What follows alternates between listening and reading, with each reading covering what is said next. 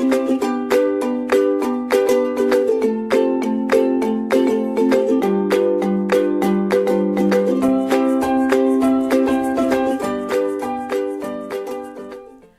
is our third lecture of the technology development and transfer, and the topic is documentation, premises and equipment, qualification and validation. Okay. So, let us start.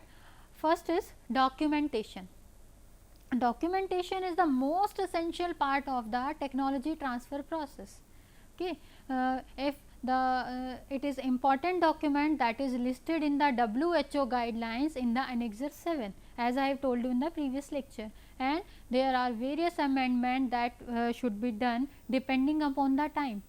So, there is a list of important document that we should have to maintain for the transfer of technology transfer process, and these documents are: first is TOT protocol, transfer of technology protocol, training protocol, SOPs means standard operating procedures, process validation protocol and report, cleaning validation protocol, qualification protocol and analytical method transfer protocol.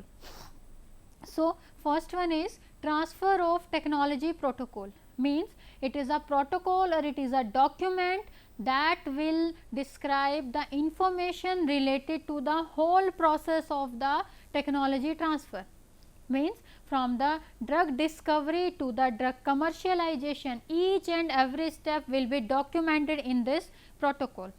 Okay. It is a document which will describe the information about the transfer of expertise, transfer of knowledge, transfer of technique for the manufacturing of quality good quality product. Next is training protocol. As the name indicates, it is related to the training that we have to provide it to the personnels working in the units. Okay. So, training, there should be provision for training for the personnel that are working in the sending unit as well as in the receiving unit. Okay. It is the it is the responsibility of receiving unit that in collaboration of sending unit there should be provision of training, so that the personnels working in the department should get updated, should get latest informations, should get latest informations regarding the equipments on they are working. Next is SOPs. SOPs means standard operating procedure, means it is a written document in which all the informations related to the process is described in a written form. Means in what type of methods we are manufacturing, what is the specification of premises, what is the requirement of equipment, what types of equipments we are using for this, for the conduction of process, what is the requirement of packaging material, what types of packaging component we are using, what is the rationale of choosing particular type of packaging component. This all information we have to provide in the form of SOPs. Next is process validation protocol and report. Okay. In case of process validation protocol, means whatever we are using in the commercial scale, we have to perform it firstly on the lab scale. Okay. What studies we have to implement on the commercial scale, you have to check at the lab scale. Okay. The process we are using, that should be validated, the process should be validated, and it all will be described in the form of a document that will known as a report. Process validation protocol and report. Cleaning validation protocol. So, cleaning validation protocol, as the name indicates, it will be related to the cleaning procedures that we have to follow in the receiving unit. Okay. As cleaning applications will be site specific, because in case of tablet manufacturing, different types of equipment will be used and different types of cleaning procedure will be used. For the manufacturing of syrups, there will be different procedure for the cleaning of the equipment, there will be different procedure for the cleaning of premises. Okay. So, cleaning application is site specific. Okay. Qualification protocol. It is the responsibility of the receiving unit to gives the information regarding the qualification, of equipment, regarding the qualification of premises, that whether this premises, whether this equipments is able to manufacture this product or not. Analytical method transfer protocol. Analytical method transfer protocol is a document in which process of analytical method transfer is described, and analytical method transfer is the techniques, the procedure for conducting the quality control test, quality control studies is analytical method transfer, and it is described in the form of a document, in the form of a sheet, in the form of a protocol, and that protocol is known as analytical method transfer protocol. Next is requirements of premises and equipments.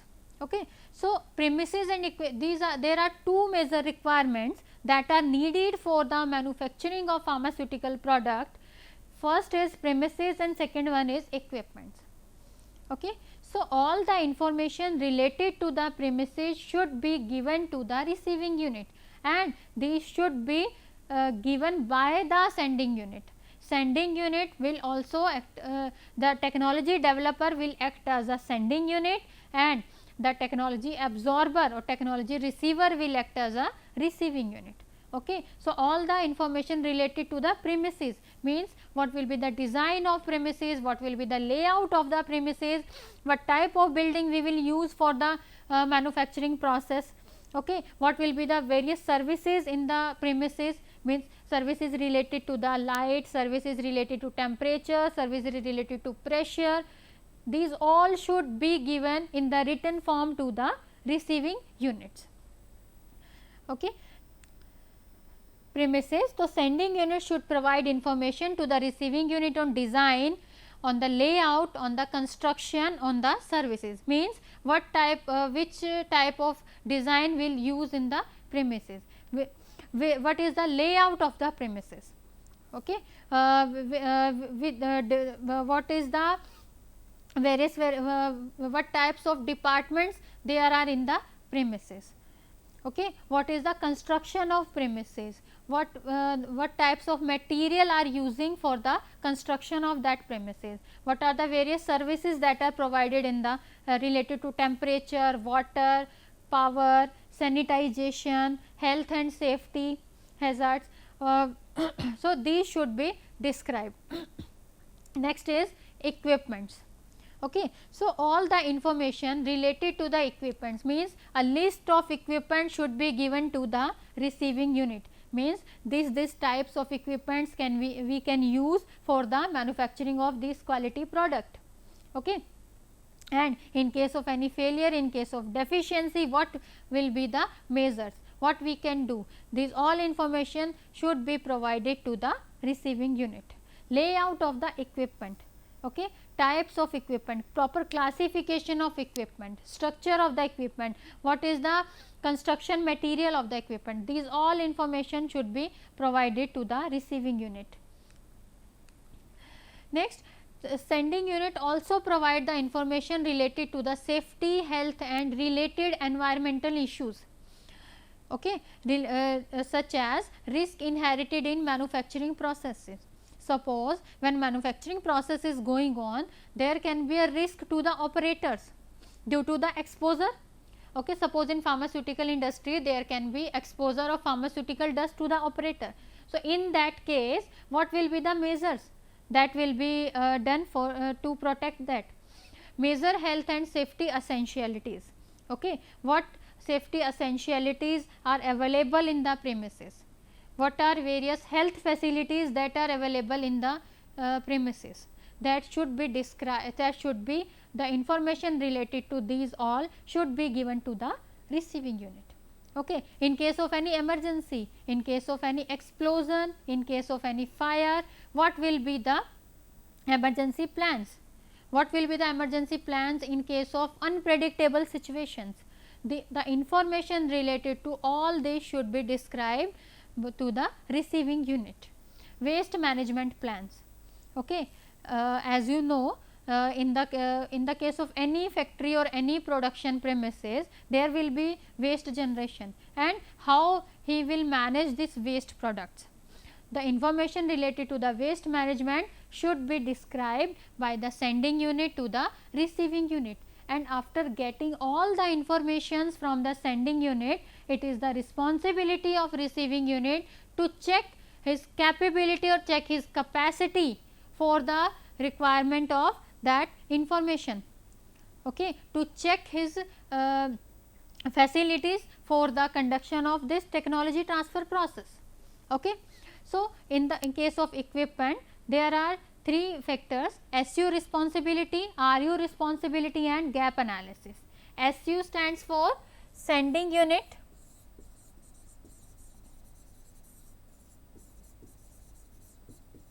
and RU stands for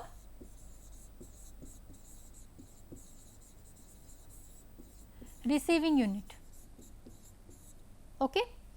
As I have told previously, all the information related to the premises should be given to the receiving unit.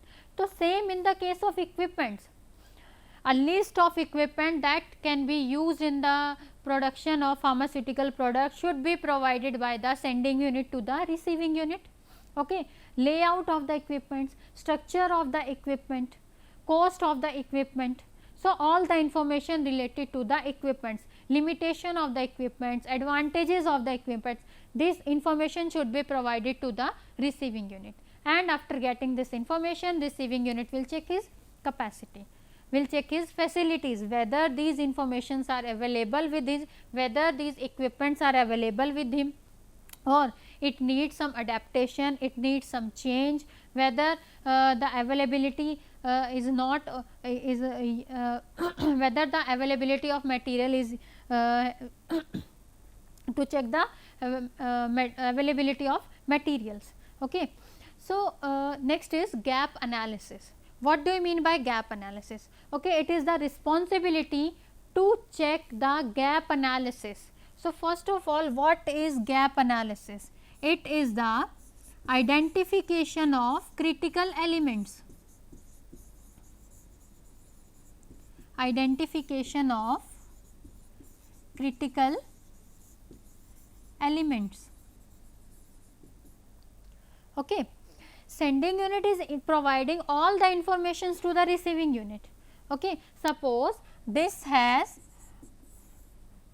5 equipments that are required for the manufacturing. Sending unit is saying that 5 types of equipments are required for the manufacturing of this particular product, and RU has only 4 equipments. Okay. So, this is a gap, there is a gap of 1 equipment. So, this type of gap analysis should be performed. So, gap analysis basically is identification of critical elements of a process that are present in sending unit and missing from receiving unit and deficient in receiving unit. Sending unit ने आपको सारी information provide कर दी, आपको इस तरीके की premises चाहिए, ऐसे इक्विपमेंट्स आपको यूज़ करने हैं, तो रिसीविंग यूनिट ये चेक करेगी कि उसके पास सारी अवेलेबिलिटी है या नहीं. अगर उसके पास अवेलेबिलिटी नहीं है तो ये जो चेक कर रहा है वो इन क्रिटिकल एलिमेंट्स को आइडेंटिफाई कर रहा है, इस प्रोसेस को ही हम गैप एनालिसिस बोलते हैं. Okay. So gap analysis is identification of critical elements of the process that are present in sending unit but missing from the receiving unit. Okay. And after the gap analysis, what will be the benefit of gap analysis? What will be the outcomes of the gap analysis? Gap analysis की वजह से आपको ये पता चल गया कि आपके पास किस चीज़ की डेफिशिएंसी है. So, after the conduction of gap analysis, receiving unit will be capable of taking the decision for the any type of adaptation that can be done in his premises. Okay.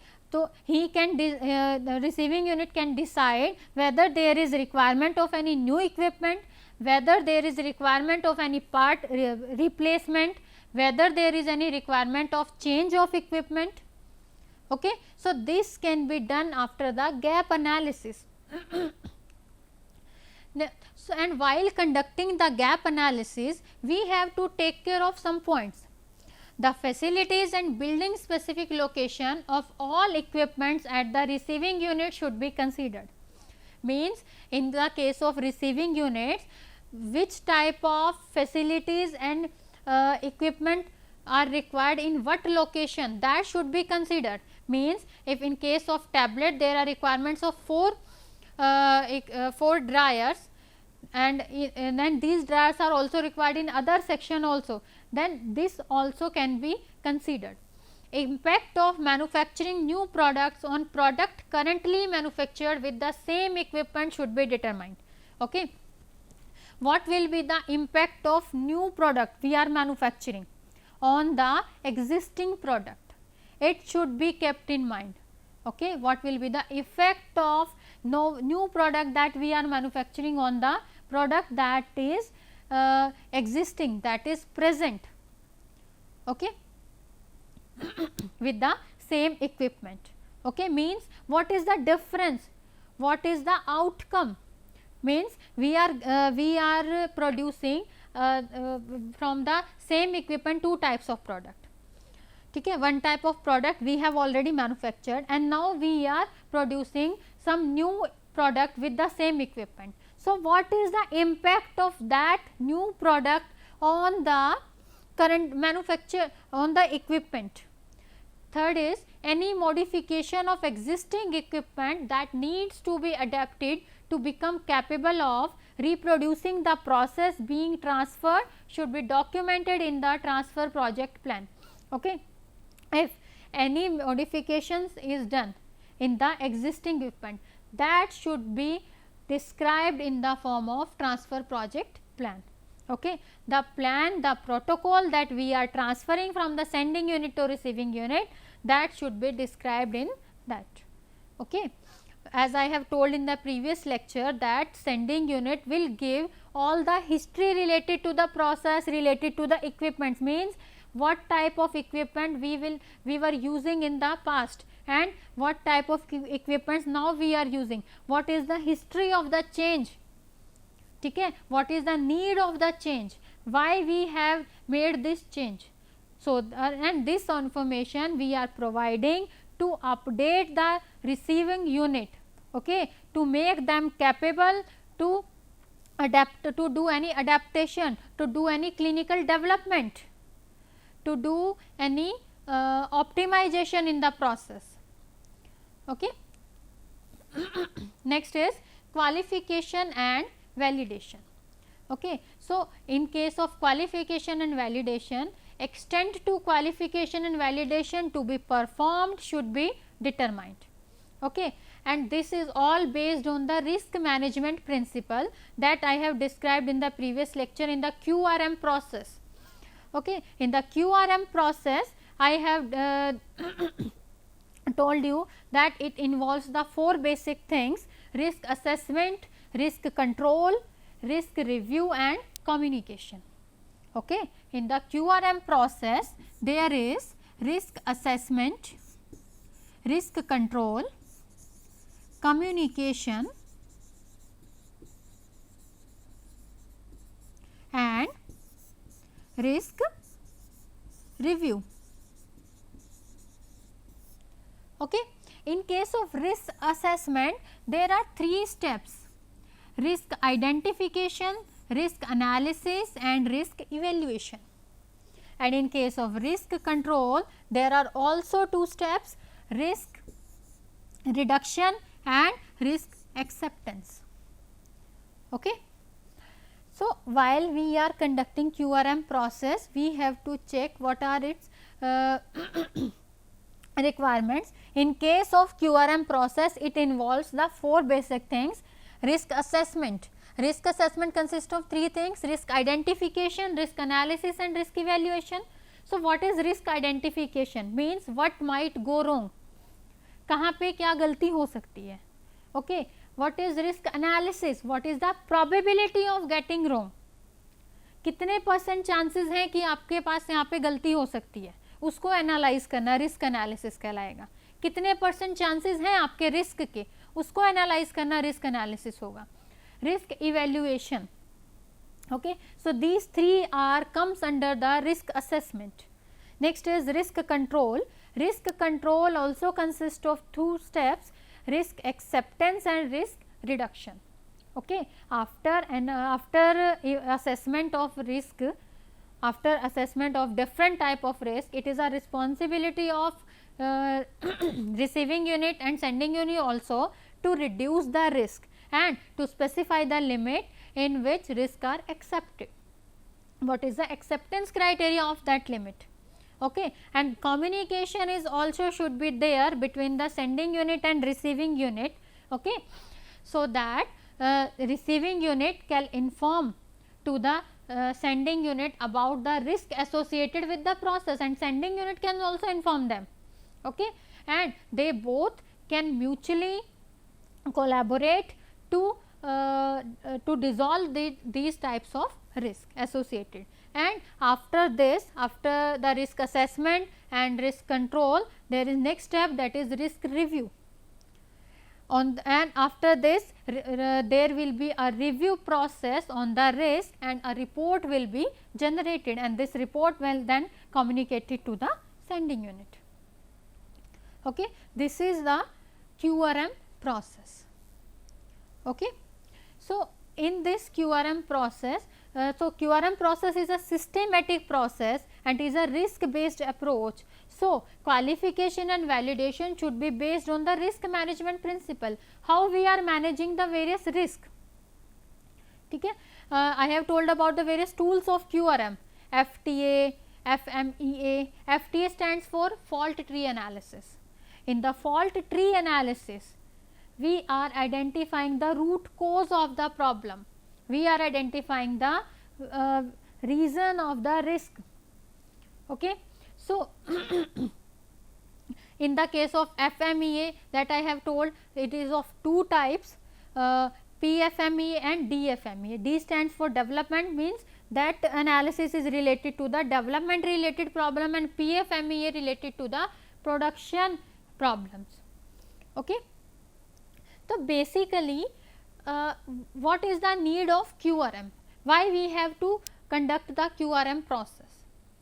So, QRM process is necessary to ensure the quality of the product, to eliminate the risk associated at the point of origin, okay, to eliminate the risk in the ongoing process.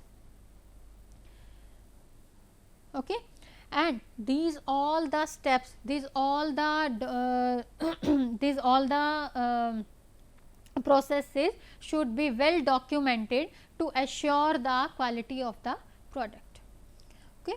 See, in most of the countries we are complying to the regulatory guidelines such as GMP. We are following GMP guidelines in our pharmaceutical industries, and if we are following these guidelines, we are assuring that our product meets the quality criteria.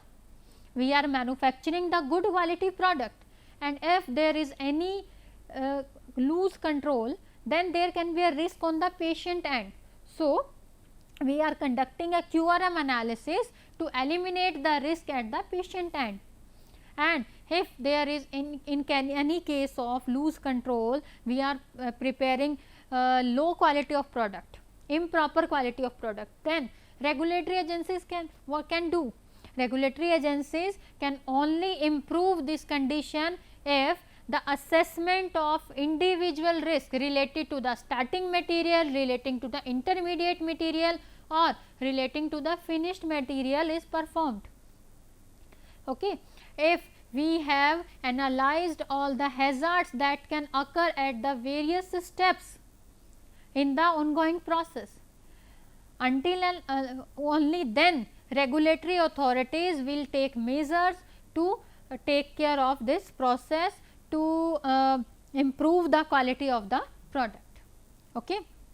So, qualification and validation should be performed, and it is based on risk management principle, and it should be well documented. Okay. So, this is all the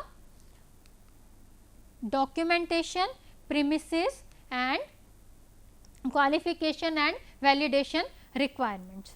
Okay. I have told about the essential documents, TOT protocol, training protocol, SOPs, process validation protocol, cleaning validation protocol, qualification protocol, analytical method transfer protocol. ठीक है. In case of process validation protocol, see, process validation is the collection, it is the gathering information and evaluating the information. Gathering and evaluating the data is basically known as process validation, and it is somewhat related to the analytical. So, it is somewhat related to the quality risk management.